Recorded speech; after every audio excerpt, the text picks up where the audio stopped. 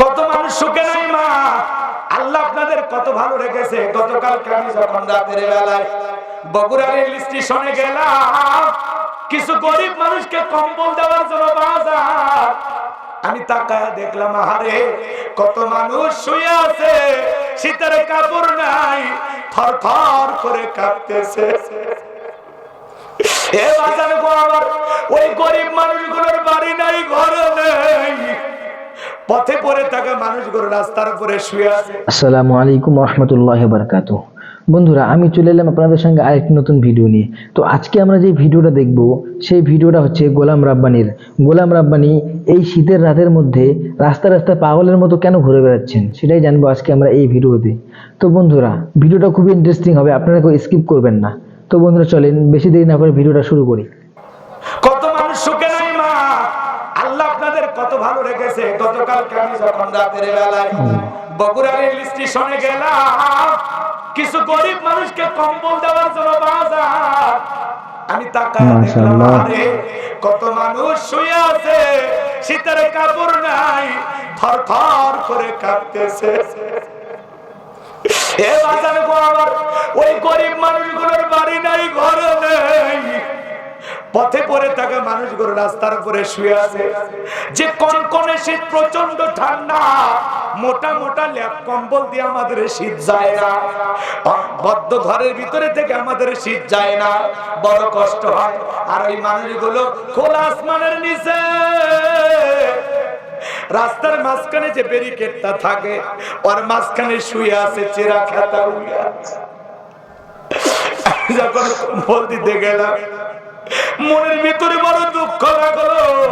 আল্লাহ কত দুনিয়াতে এমন মানুষ পড়ে আছে যাদের দেখার কেউ নেই, যাদের পাশে দাঁড়ানোর মতো কেউ নাই, বুকটা বেড়ে যায় কষ্টে।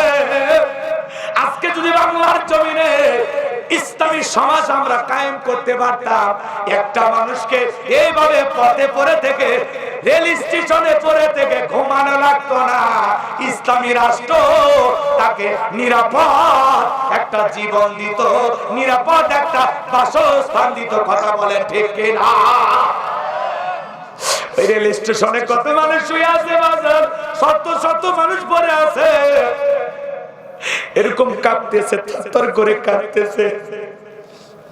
আমি যখন কম্বলটা শরীরের উপরে দিলাম, আমাকে কেউ কেউ আনন্দে সালাম দিতেছে, কেউ আনন্দে বলতেছে হুজুর বড় ভালো কাজ করেছে, কেউ আবার বলে আমার একটা কম্বল দিয়েছেন, আমার শীতের পোশাকটা, আমি বড় খুশি হয়ে গেছি। এগুলো মাঝে মাঝে এই সমস্ত পথে পড়ে থাকা মানুষের দিকে তাকাবে, একটু সহযোগিতা দেবেন, শীতবস্ত্র বিতরণ করবেন। দেন না বাজার, আল্লাহ ধনী বানাইছে, টাকাওয়ালা বানাইছে, অথবা জীবনে যতটুকু অর্থ দিয়েছে আল্লাহ, সেখান থেকে কিছু একটু গরিব দুঃখীকে দেন, দিলে কমবে না, আল্লাহ বাড়ায় দিবে। ওয়া মিম্মা রাযাকনাহুম ইনফিকুন, আল্লাহ ডেকে বলে আমি যে রিজিক দিয়েছি নিজেও খাও, আমার রাস্তায় ব্যয় করো। সায়ে দরিদ্র মানুষকে দিতে হবে, এই ওয়াদার কার। ওয়া আম্মাসা ইলা ফালা তানহার, বলেন আল্লাহু আকবার। আমার আল্লাহ ডেকে বলে কোন সায়ে দরিদ্র মানুষ যদি তোমার কাছে যায়, খবরদার খালি হাতে ফেরত দিও না। বাজান গো, আমি যখন এলাকায় গেলাম, আমার এলাকা তো গাইবান্ধাই, আপনারা জানেন আমাদের এলাকার গরিব মানুষ বড় বেশি, তাদেরকে কম্বল দিলাম, তারা বলতেছে বাবারে শীতের ভিতরে কত কষ্ট করি, তুমি আমাদের কম্বল দিয়েছো, আল্লাহর কাছে তোমার জন্য দোয়া করি। যত মানুষকে দিলাম বাজার, কত মানুষের দিন একটা বাচ্চা নিয়ে রাস্তার উপরে পড়ে আছে, দেখার মতো কেউ নাই। ওই এতিমের শরীরের ভিতরে আমি কম্বল দিয়ে দিলাম, পথে পড়ে থাকা, রেল স্টেশনে শুয়ে থাকা ওই মানুষদের উপরে কম্বল দিলাম। আর আল্লাহর কাছে শুকরিয়া আদায় করে বললাম, আল্লাহ এই মানুষগুলো তো তোমার বান্দা, আজকে তারা এইভাবে জীবন যাপন করতেছে, আল্লাহ আমাদের এত ভালো রেখেছেন, তারপরে আল্লাহর শুকরিয়া আদায় করি না। কথা বলেন না কেন? কি সুন্দর ঘর আপনার, কি সুন্দর বাড়ি, কি সুন্দর জীবন। ছোটখাটো একটা ব্যবসা প্রতিষ্ঠান আছে, ছোট একটা চাকরি আছে, ওদের চাইতে কি আল্লাহ ভালো রাখে না? ওই ডাস্টবিনে যে ব্যক্তিটা শুয়ে আছে, ওই মানুষটা ইচ্ছা করলে আল্লাহ আপনারে ওই জায়গায় শোয়ায় রাখতে পারতেন। কথা বলেন না কেন? এমন জীবন আল্লাহ আপনাকেও দিতে পারতেন। এজন্য বাজান গো আমার, গরিব দুঃখী মানুষের জন্য কিছু করবে। শীতের সময় মানুষকে একটু কম্বল বিতরণ করবেন, শীত বস্ত্র বিতরণ করবেন, বৃদ্ধ মানুষকে একটু চাদর কিনে দেবেন। ওই মানুষটা খুশি হয়ে আল্লাহর কাছে দোয়া করলে ভাগ্যকে আল্লাহ পরিবর্তন করে দেবে। মানুষকে দেবেন, দেওয়ার মধ্যে আনন্দ আছে। গরিব দুঃখী মানুষকে দিতে পারলে এর ভিতরে তৃপ্তি আছে, ভালো লাগা আছে। কিন্তু এইভাবে এই সমাজের মানুষদের কল্যাণ করা যাবে না। এদের ভাগ্যকে পরিবর্তন করতে হলে, এদের ভাগ্যের চাকাকে ঘুরাইতে হলে কোরআনের সমাজ কায়েম করতে হবে, ইসলামী রাষ্ট্র কায়েম করতে হবে। কথা বলেন ঠিক কিনা? আমার ভাইরা চলেন সামনের দিকে, যা কষ্ট পাচ্ছেন মনে হয়। দুঃখী মানুষের কষ্ট দেখলে বড় মায়া লাগে বাজার। এজন্য মাঝে মাঝে কবরস্থানের দিকে তাকায়া দেখবেন কত মানুষ সাহিত্য আছে। কথা বলে ঠিক কিনা? দেখবেন আপনার অহংকার সব ধুলে মিশে যাবে। মাঝে মাঝে হাসপাতালের বেডে দেখবেন কত মানুষ শুয়ে আছে, তাদের আহাজারি কান্নাকাটি আপনাকে বলে দিবে অহংকার করে কোনো লাভ নাই। আল্লাহ মুহূর্তের মধ্যে তোমারে অসুস্থ বানায় হাসপাতালের বেডে শুয়ে রাখতে পারে। এজন্য সদা সর্বদাই শুকরিয়া আদায় করতে হবে কার? নিয়ামতের শুকরিয়া আদায় করতে হবে কার? লাইন শাকারতুম লাযিদান্নাকুম ওয়া লাইন কাফারতুম ইন্না আযাবি লাশাদীদ। আল্লাহ ডেকে বলেন, নিয়ামত পাওয়ার পরে যারা শুকরিয়া আদায় করে আমি আল্লাহ পাক তাদের নিয়ামত সমূহগুলোকে বাড়ায়া দেই। আর যারা নিয়ামত পাওয়ার পরে না শুকরিয়া আদায় করে অকৃতজ্ঞ হয়ে যায়, আমি আল্লাহ তাদের নিয়ামতগুলোকে ছিনায়ে নেই। আর তাদের জন্য কঠোর আযাব শাস্তির ব্যবস্থা রয়েছে। জোরে বলেন নাউযুবিল্লাহ।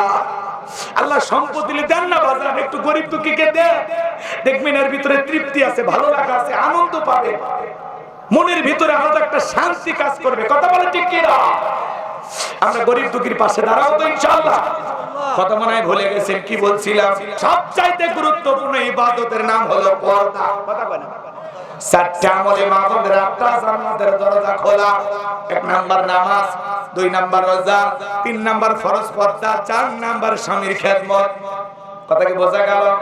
মাহফুজের আমল কম, দাম বেশি। কথা বলেন ঠিক কিনা? এইজন্য মাহফুজদেরকে ওলামা জীবনে কোনোদিন নামাজ কাজা করবেন না, রোজা ছাড়বেন না, বেপরদায় বাইরে বের হবেন না। পর্দা আপনার সিকিউরিটি দিবে, পর্দা আপনাকে নিরাপত্তা দিবে। পর্দাশীল নারীর উপরে আল্লাহর রহমত নাজিল হয়। সুবহানাল্লাহ।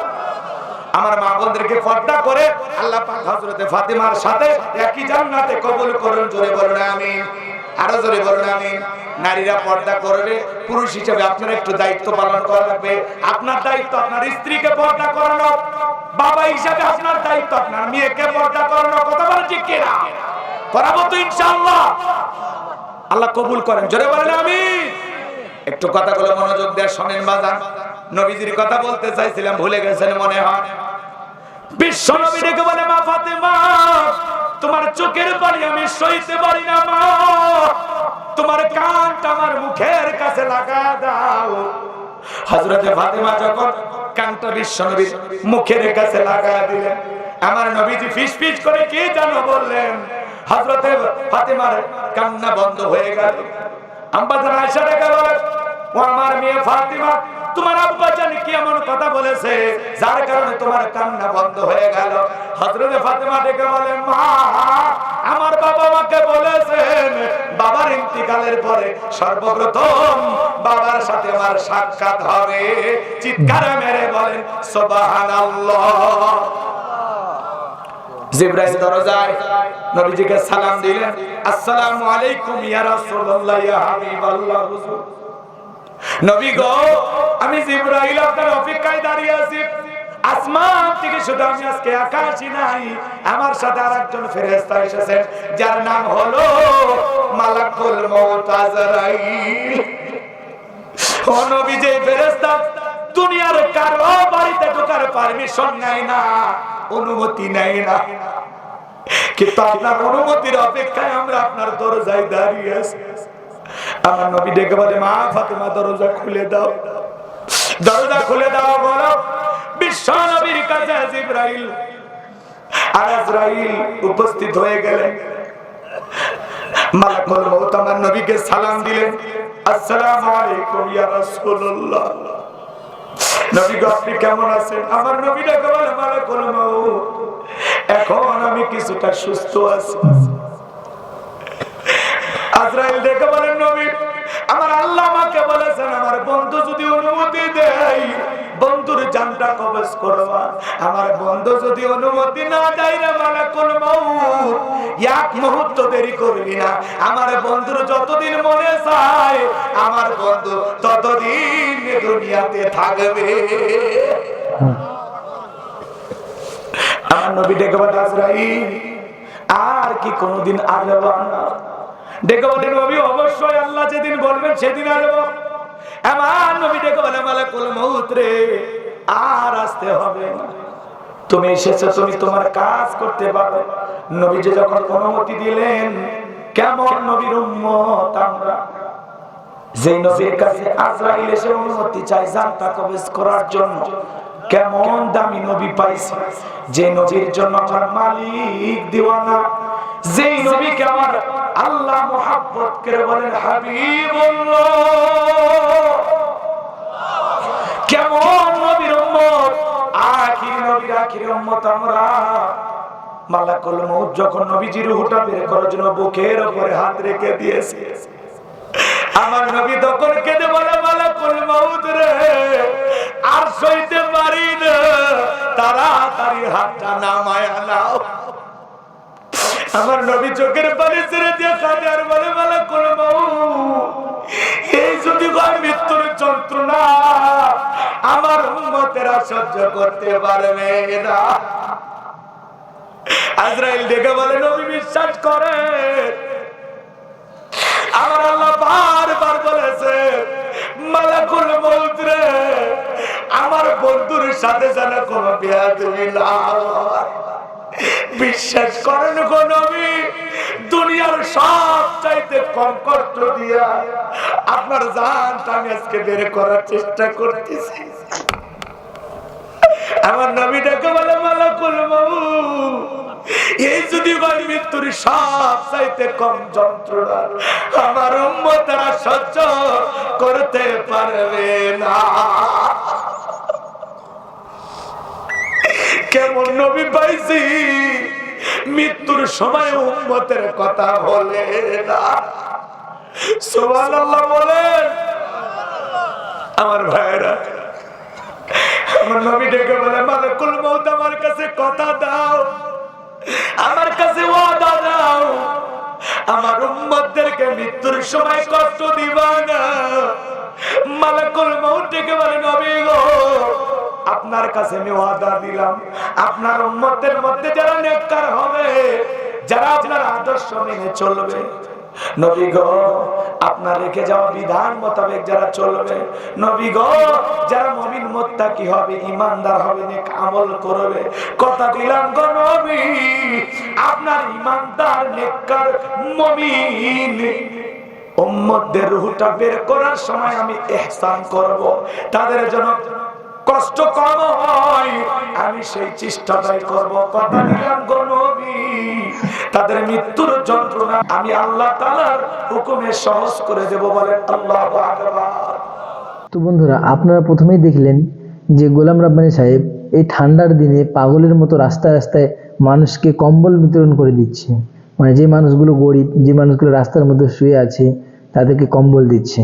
তো সে এত বড় একজন বক্তা হয়ে এত সুন্দর কাজ করছে, তার কাজটাকে যদি ভালো লাগে আর আমার ভিডিওটাকে যদি ভালো লাগে তো অবশ্যই বন্ধুদের মাঝে শেয়ার করবেন।